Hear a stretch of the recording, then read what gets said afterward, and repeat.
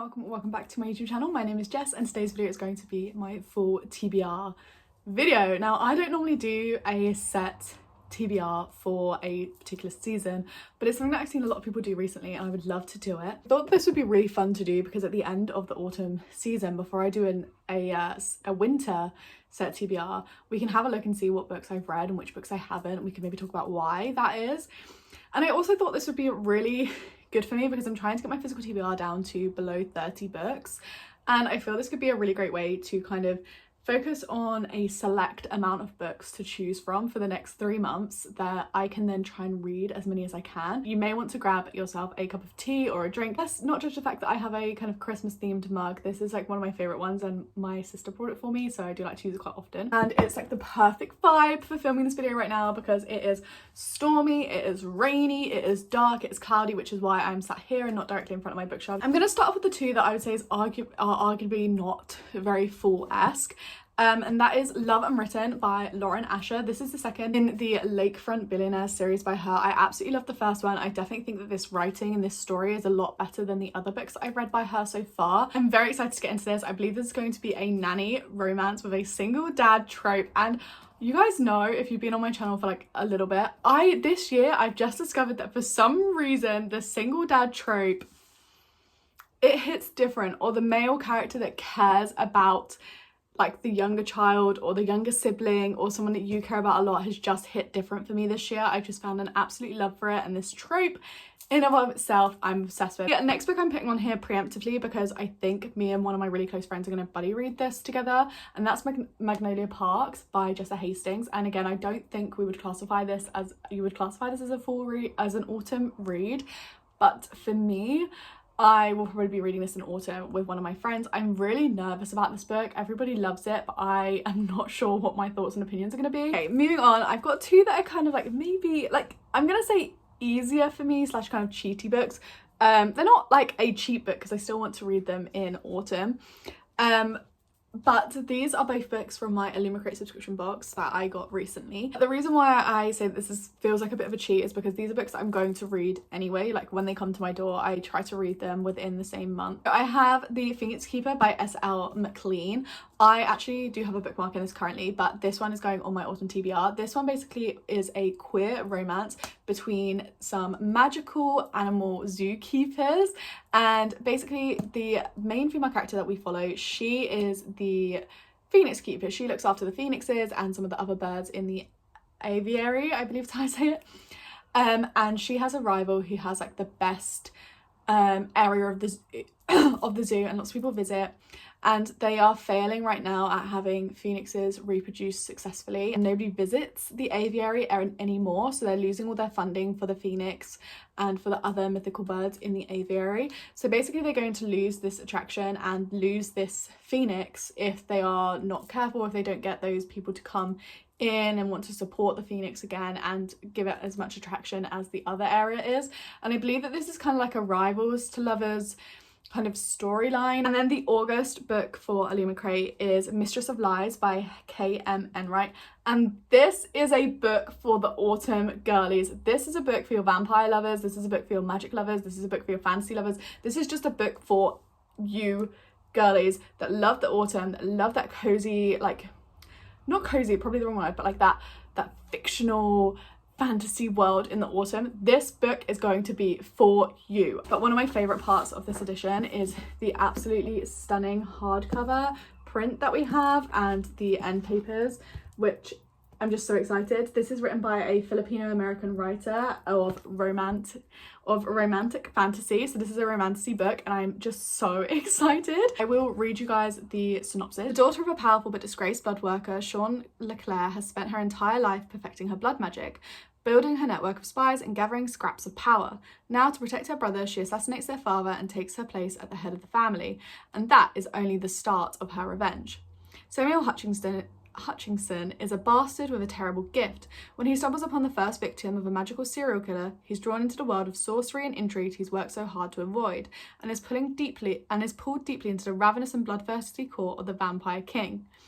Tasked to discover the identity of the killer cutting a bloody swath through the city, Samuel, Sean, and a mysterious royal blood worker, Isaac, find themselves growing even closer to each other. But Sean's plans are treacherous, and as she lures Samuel into her complicated web of desire, treason, and vengeance, he must decide if the good of their nation is worth the cost of his soul.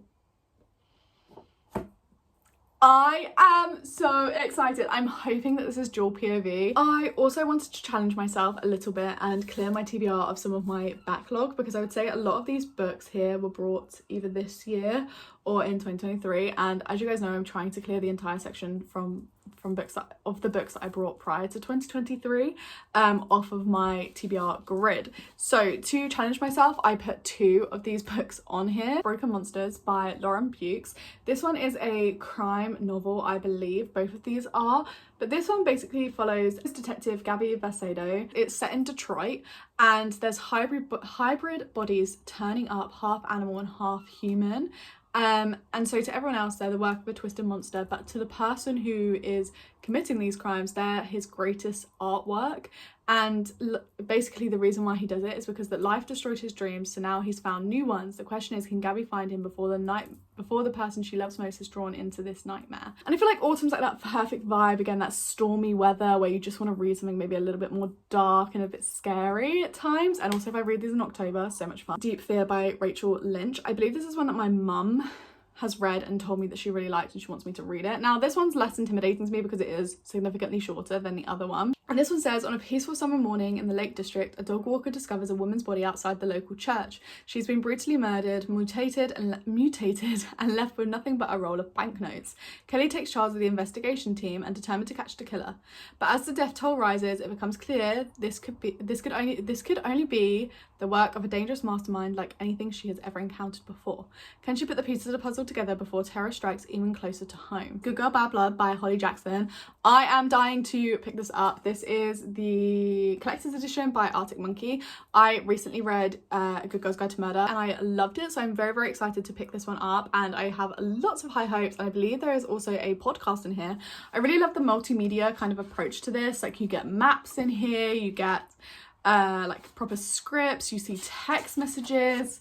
Also, I read A Good Girl's Guide to Murder so quickly, so I feel like this is gonna be one that I can fly through even though it is thicker, and I'm very excited to get to this one. I didn't want to put both of the books in this series in here, but if I do read this in autumn, I will probably end up reading the second one in autumn too, but I didn't want to put them both on this both in this list because I feel like I've got quite a lot of like thicker books on this list already, and I didn't want to push myself too far too hard, if you know what I mean.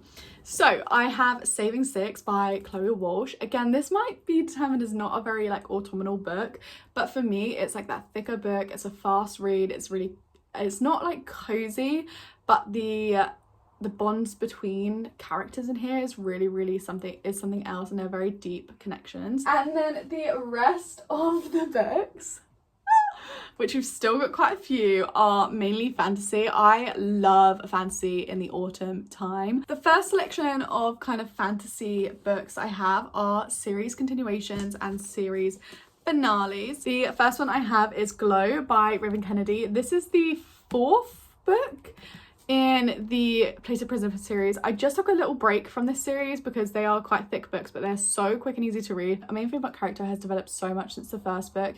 In the first book, our main female character, Oren, she basically just wants to hide away from the world. She's been exposed to some absolutely horrific things from such a young age, trying to survive by herself in such a cruel world, in my opinion, and she's seen so many things, she's been so many places, and she just wanted to hide and protect herself, so she kind of put herself in a place to be manipulated and used in honestly the worst ways, because she just was sick of being hurt by the world, and she just wanted to be safe and feel like she didn't have to put all that effort in for no reason. And I really feel a lot of people dislike or strongly hate the first couple of books in this series, but the character development journey that she goes on throughout this series is just impeccable so far, and I'm only on the 4th book, but I can genuinely see her becoming so much more. There's also epic romances in here that you will absolutely adore. If you're a fantasy romance girl, I really think you should give this a go, and I really think you've got to give our main female character leeway, because once you learn about all of those things that she's been through, you kind of understand her desire to hide away from the world,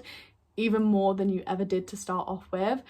But again, this is another one of those series that you need to read the spoiler warning, the trigger warnings for. Filthy Rich Vampire for Eternity by Geneva Lee. This is another vampire romance. This one is so quick and easy to fly through this series. This is the last in the series. This series, again, is so easy to follow. It's exactly what it says on the tin. There's a group of filthy rich vampires and there's a human musician in the first book, and they meet at this event, and she is completely unaware that she is surrounded by a room of people who could kill her super easily and quickly. So our MMC comes to kind of her rescue almost, and stops her from literally being eaten by another vampire, which is very intriguing. And from there the story kind of develops. There's a lot of cliches in this series, there's a lot of like predictability, but it's also just such a comfort read. It's so quick, easy to fly through. It's one of those like classic like young adult series that you would have loved. Like if you guys loved things like Twilight and is it Maggie Stiefvater's like werewolf series, or like the Night House series, oh my god, you just love this. I just feel like this is such like a throwback to my childhood and I really enjoy it. I also have A Curse for True Love by Stephanie Garber. It's a very fairy tale-esque read. The environment, the magic and everything is just so intriguing. The way that the second book left off will leave you angry, but also it leaves you wanting to know what the hell is going to happen next. It did feel a bit cliche for me, the ending of the second book, so I was a bit like unimpressed, to be honest, but I am excited to round out the series. I do love Stephanie Garber's writing in this series. The last book that's the final one in the series in this video is Ruthless Vows by Rebecca Ross. Such big spoilers for what I've read this month, but I mean, if you've watched my reading vlogs you would have already seen. But I did read Divine Rivals this month and it was so good.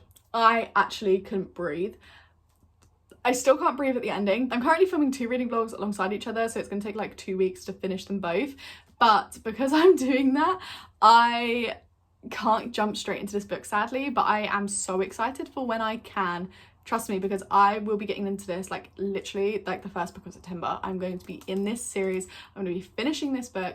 I'm going to be crying. I'm probably going to be sobbing. I'm going to be so heartbroken, I can tell. I love these characters, they're just phenomenal. I'm excited to see more about them, the gods and the magical side of things in this book, because I believe it becomes more of a the plot becomes a lot more prominent in this book. Moving on to the last 4 books in this video, we have A Broken Blade by Melissa Blair. This one I brought recently and I've talked about it quite a lot recently, but basically this one follows an assassin. Very excited, very much full vibe. Here comes one that I cannot believe that I haven't read already this year. Throne of the Fallen by Karen Maniscalco. It's now out in paperback, but I brought this in hardback because I loved her first series and I thought I was going to read this book like really quickly, like really early on at the beginning of this year, but I didn't end up picking it up. But now is like the perfect time, you know, like the autumnal vibes. We've got the 6 Princes of Hell and I'm just so excited. I can't really talk much about this book because I personally feel it kind of follows on from the trilogy before. I definitely think you could read this without reading the trilogy, but I feel like if you are someone who's currently reading the trilogy, this could potentially be a spoiler, so I don't want to talk too much about it. The next one I recently talked about as well in another video. This is Dark and Hollow Star by Ashley Shuttleworth. This one has Fae in. It sounds really good.